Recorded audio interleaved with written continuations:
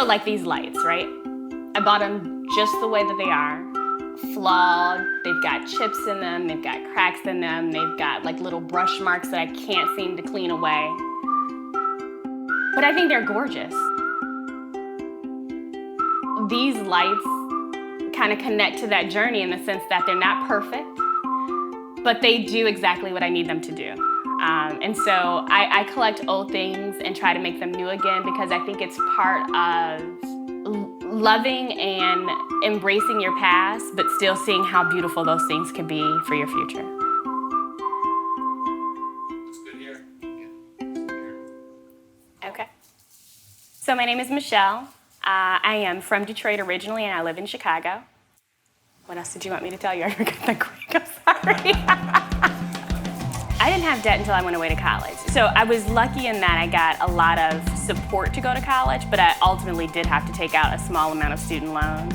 But then, like after I graduated, I was quote unquote successful. So I was supposed to be living the dream. So I acquired more debt and more debt and more debt. And so I think it just began to snowball from there. My father always said, God bless a child who has its own. So my thing was, if I want it, then I need to own it myself. I need to have it myself. But I also had a very strong sense of, I guess what Dave would call self-entitlement. Like I needed to reward myself for all the good things that I've ever done. So shopping is my big vice. I bought a condo before I got into you. And I thought, I've got this condo and I can't furnish it unless I use a credit card. Like I just didn't want to do that. So I guess you could say that was my turning point. I read the book and then I also started listening to the radio show. So the radio show was super impactful to me in my journey because I would hear these families making less money than I made alone, and I'm thinking to myself, why is it so hard for me if it's so easy for them? They have 4 or 5 mouths to feed, and it's just me, and I don't eat that much, I don't think. And the first maybe 2 or 3 credit cards were very small. It was very easy. So I was like, oh, this is a piece of cake. I can do this. And I cut those cards up. But I had 2 cards that had large large limits. So if I cut them up and close these accounts, I'm gonna do 80% of what Dave tells me, and the 20% means I'm not cutting these cards up. Before you know it, it goes from being paid off to being at its limit. And so the first time it happened, I said to myself, okay, you're human, it's okay to make mistakes. And I took the cards, and instead of carrying them with me, I put them in a drawer in my bedroom. Of course, I charged the cards back up again for the 3rd time. I don't think it really hit me until I paid off my student loans. I could have been out of debt so much earlier had I just cut the cards up.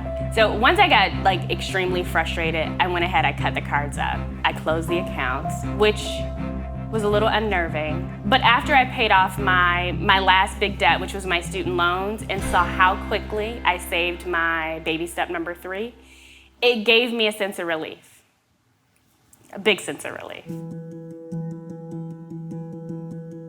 Being debt-free makes me super confident in knowing my value and my worth and what I can contribute and what I'm not willing to take.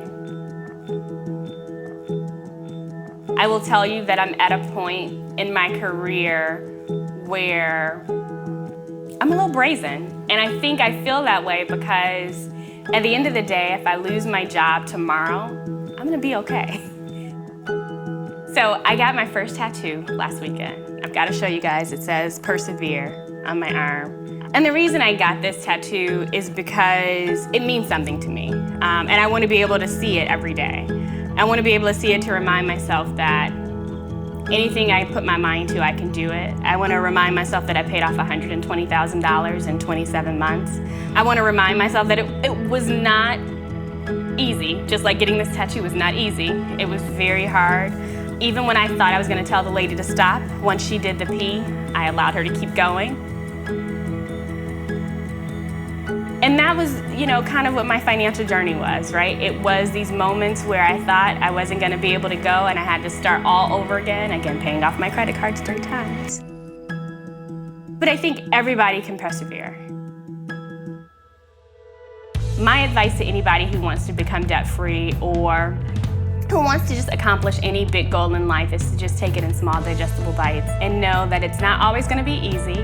Know that you may have to persevere, and know that at the end, on the other side, you will come out stronger and better for having gone through it. And, you know, being debt-free is my testament to that. I'm debt-free!